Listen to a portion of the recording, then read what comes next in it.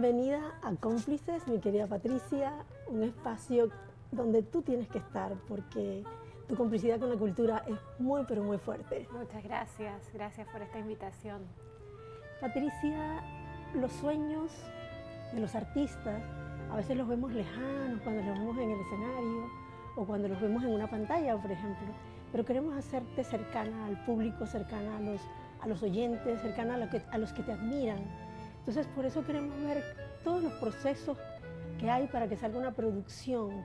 Por ejemplo, cuando vemos Cabanga o cuando vemos todas las otras producciones, unas inclinadas a lo religioso. Así que vamos a ver un poquito de ese proceso. Para ti, ¿cómo comienza el sueño de una producción audiovisual o una producción musical? Pues, antes que nada, muchas gracias por este espacio para poder compartir. Me encanta el nombre, me encanta Cómplices, porque yo creo que muchas de las producciones y muchos de los proyectos en los que yo estoy involucrada son también complicidades.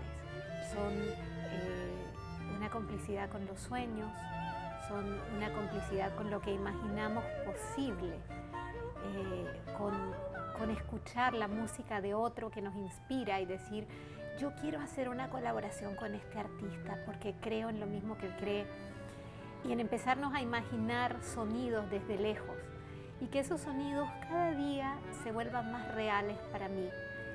Así han empezado, por ejemplo, varias producciones.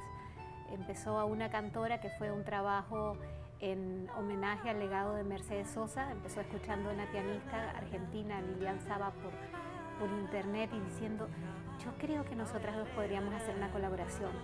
O empezó, por ejemplo, Cabanga, en la que yo soñaba que nuestras músicas, un pasillo como Brisas Mesana, fuera tocado por un Paquito de Rivera. Yo escuchaba su disco con Yoyoma, Obrigado Brasil, y decía, ¿por qué si Paquito puede tocar Chega de Saudade, ¿por qué de Antonio Carlos Jobim, por qué no podemos tocar juntos Brisas Mesana?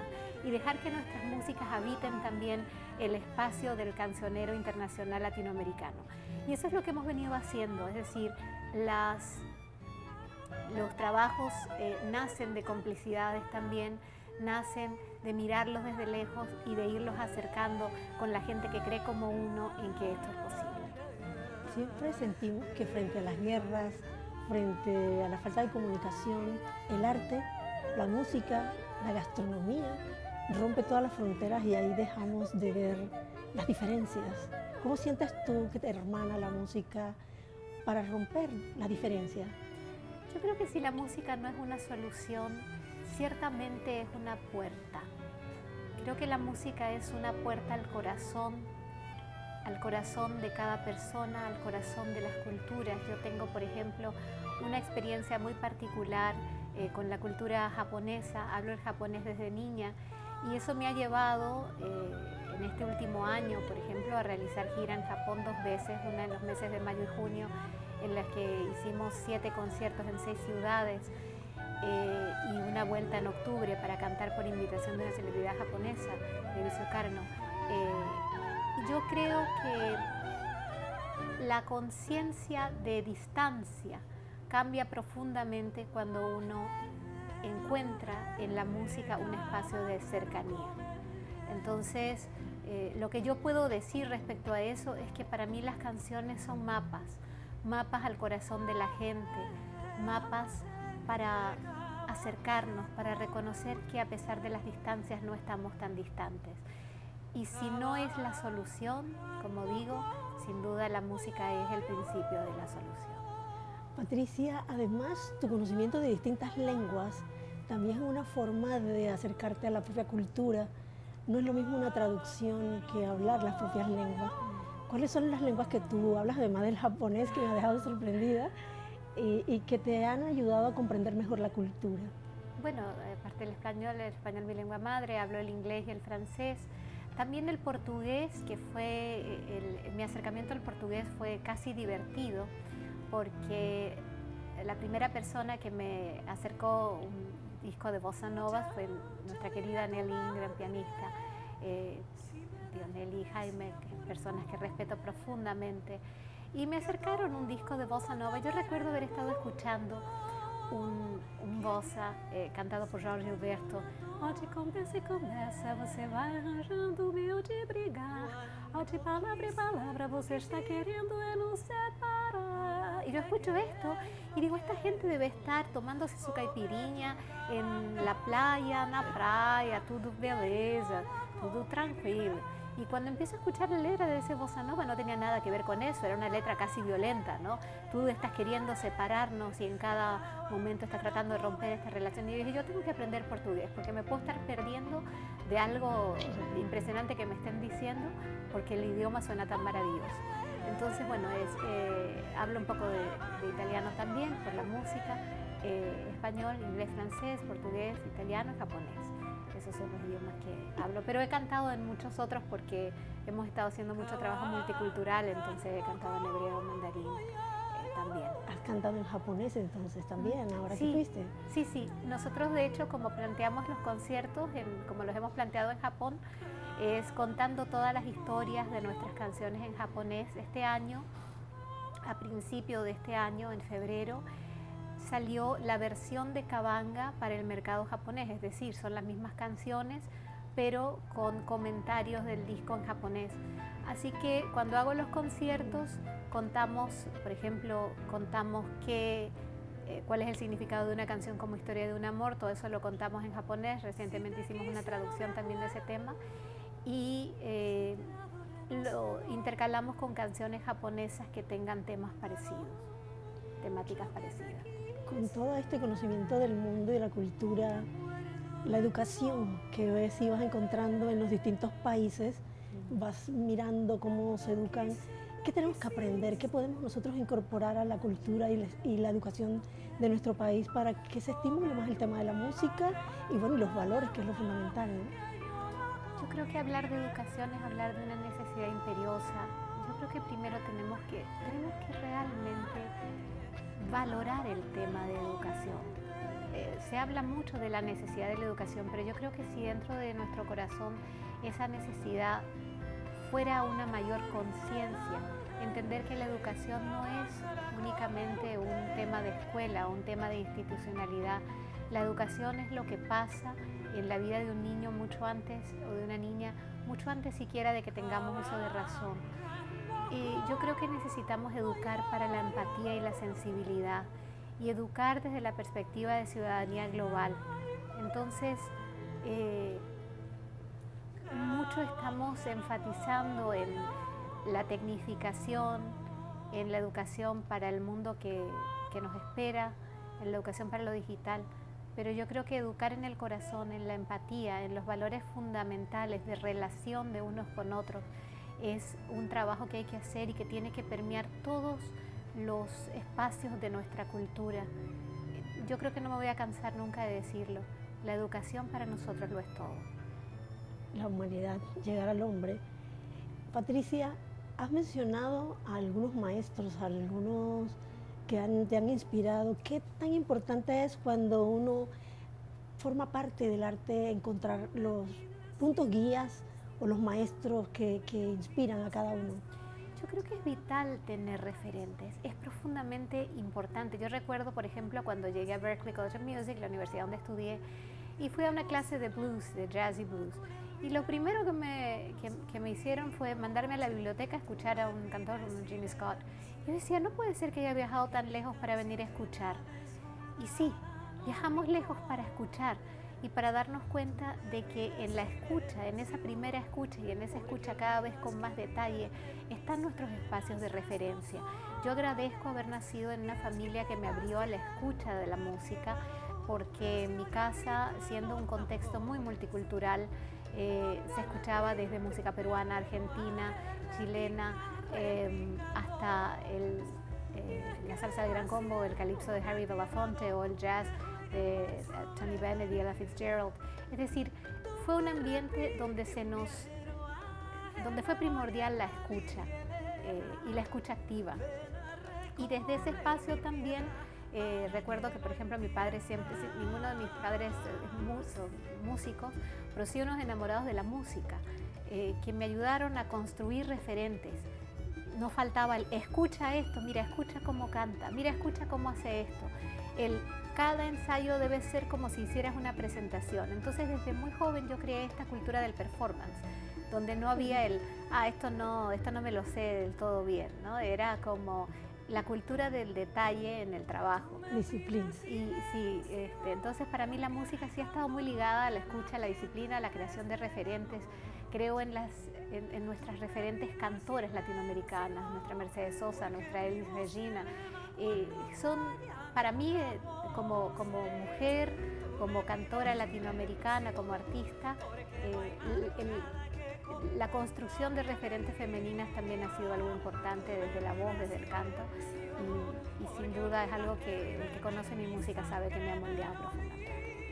Cuando uno le ve el rostro a un intérprete, uno encuentra las emociones, y dentro de esa escala de emociones y géneros musicales, ¿cuáles son los que te hacen reír o te sientes más divertida cuando estás interpretando? Yo disfruto mucho la poesía popular, yo disfruto mucho la palabra, soy una enamorada de la palabra. Y creo que, por ejemplo, en nuestra última búsqueda en el trabajo, que es parte de la serie Panamá del Corazón, Cabanga, en la búsqueda de canciones emblemáticas panameñas que potencien la poesía popular, donde nosotros cantemos nuestros paisajes, nuestros amores, nuestras contradicciones, nuestros legados, a partir de una poesía popular pulida. Son búsquedas que han sido importantes. Por eso quizá es que la música suramericana para mí está en un lugar particular del corazón, ¿no? Pero soy una enamorada de la melodía también, de las buenas armonías, y en eso Brasil, por supuesto que es el país que lidera quizá la biblioteca musical. Entonces, pero de la misma manera disfruto también una pieza clásica. Yo soy una persona profundamente ecléctica musicalmente y siento que la música no es un idioma, son muchos idiomas. La música no es un paisaje, son muchos paisajes.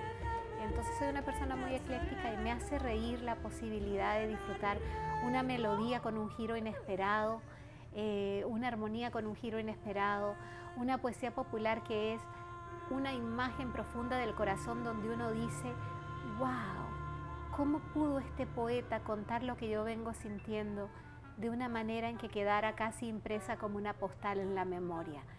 Ese es el tipo de arte que a mí me moviliza por dentro.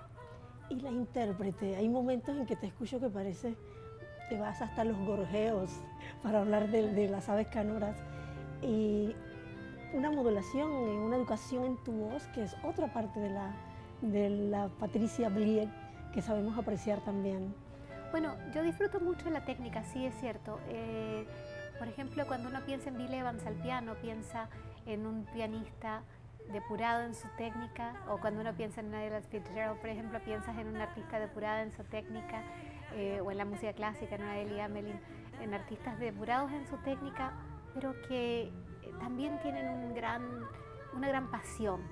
Y cuando un artista puede combinar técnica y pasión, y cuando la técnica en realidad simplemente es una excusa para poder realizar lo que la música pide, eso a mí me conmueve mucho. Sí soy un artista que disfruta la buena técnica, sí creo que sigue siendo importante. Dentro del arte contemporáneo muchas veces hemos querido prescindir de ello, pero yo creo que la técnica en realidad es la posibilidad que nos da el estudio de hacer lo que el corazón sueña. Hermoso lo que has dicho.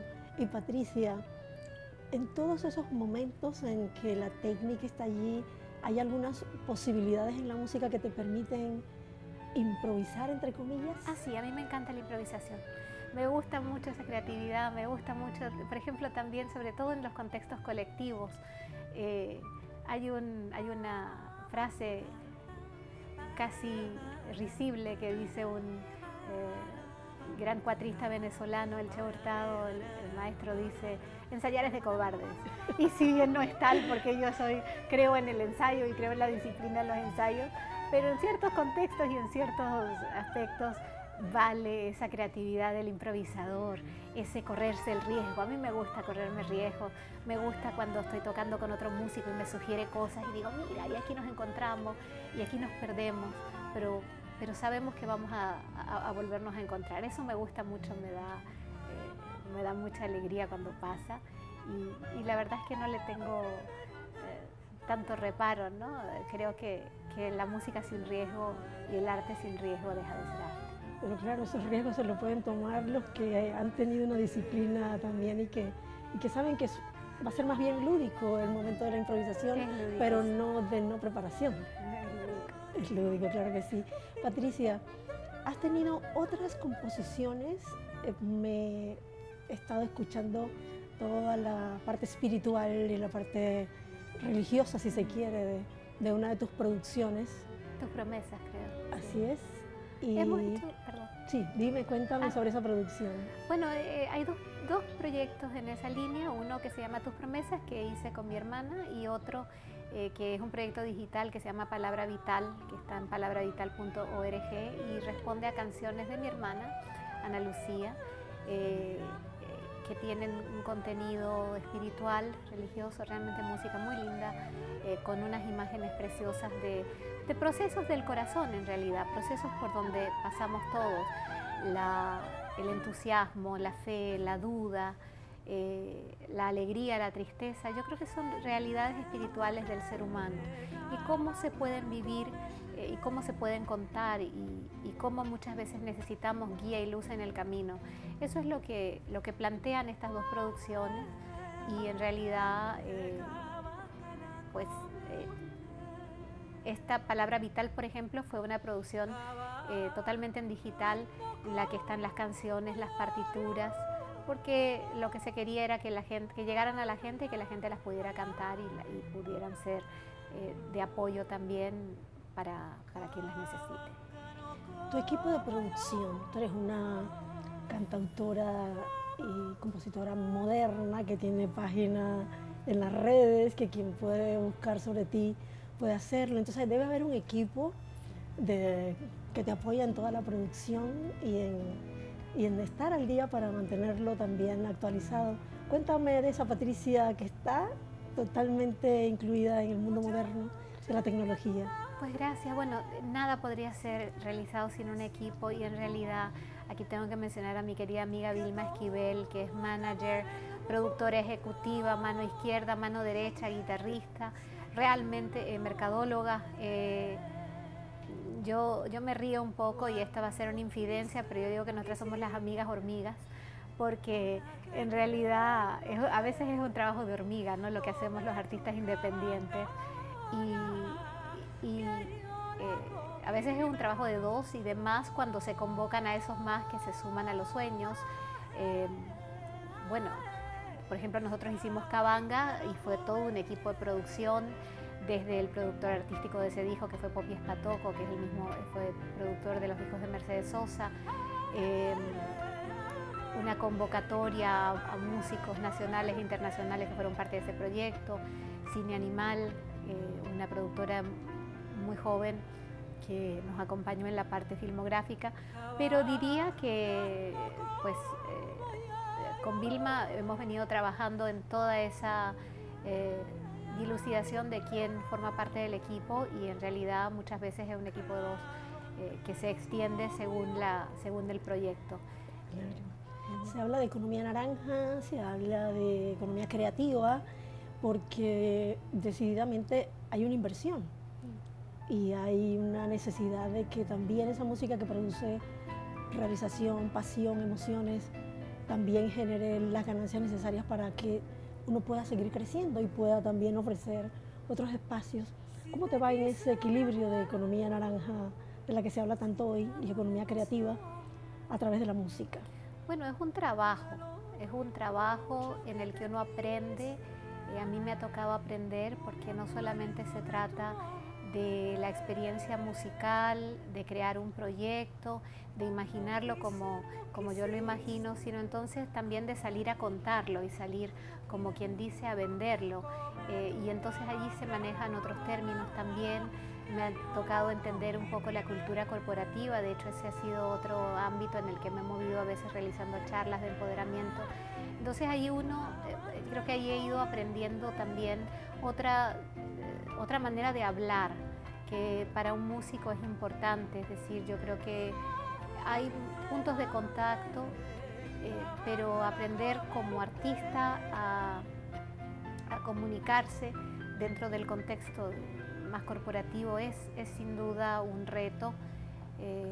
Creo que a veces las prioridades coinciden, a veces no coinciden, pero lo que se desea es que sea así, ¿no? Que coincida, porque el arte necesita apoyo decididamente y todo esto, cualquier movimiento que se haga desde el punto de vista artístico, pues tiene sus implicaciones económicas importantes. Legales y de derechos de autor, tanto mundo alrededor del arte. Creo que sí hay que hacer un esfuerzo muy grande y me encantaría que tú pudieses darle consejos a los que a veces se desilusionan de la música y la abandonan porque sienten que es muy complejo el espacio, porque hay una inversión en educación, hay una inversión en tiempo y además responsabilidades. ¿Qué consejo le darías tú a los jóvenes músicos panameños y además a los que enseñan música? Bueno, yo creo que uno de las prioridades es formarse, es decir, la música no es solamente tocar un instrumento. La música es entender para qué tocamos ese instrumento, entender a quién y por qué queremos llegar y por qué ese mensaje puede tener importancia y relevancia, no solo porque es relevante para mí. A mí me parece que esa perspectiva intimista es un punto de partida, pero tenemos mucho más que decir. Nosotros los músicos somos comunicadores, nosotros los músicos estamos subsistiendo en un momento en el que decididamente estamos comprometidos con unas realidades mundiales, internacionales, con una necesidad profunda de paz, y no la paz como un abstracto, sino como una manera real de relacionarnos. Entonces, yo creo que apelo al compromiso de los músicos como comunicadores y en ese sentido al compromiso también de quien está llamado a apoyar la música, los medios de comunicación. A mí siempre me asombra lo difícil que muchas veces es promover las buenas actividades culturales y lo fácil que se promueve una noticia que muchas veces no resulta optimista. Yo sé que lo que estoy diciendo es un poco cuestionador, pero me parece importante hacer ese cuestionamiento. Entonces, el consejo es no desanimarse, el consejo es encontrar quiénes son, hacia dónde estamos tendiendo los puentes y el consejo es trabajar en equipo. Yo siento que necesitamos construir en nuestro país la mentalidad de equipo transdisciplinar, porque por ejemplo el trabajo entre música y cine que a mí me he tenido la oportunidad de hacer en este último proyecto es un deleite. Es decir, el trabajo de colaboración entre artistas e industrias me parece sumamente importante y ojalá que sea un paso o un camino en realidad que se siga desarrollando en nuestro país. Gracias, Patricia, nos sentimos sumamente honrados de tenerte en Cómplices. Es, como has dicho tú, un nombre para un programa que nos hace sentir muy cercanos a los invitados y porque sabemos lo que significa la complicidad en materia de cultura.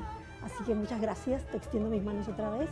Me encanta que hayas estado aquí, te agradezco infinitamente el tiempo que nos has dedicado. Muchas gracias, y estoy muy feliz de acompañarte, Emma. Y muchos éxitos en los proyectos de este año. Gracias. Tierra.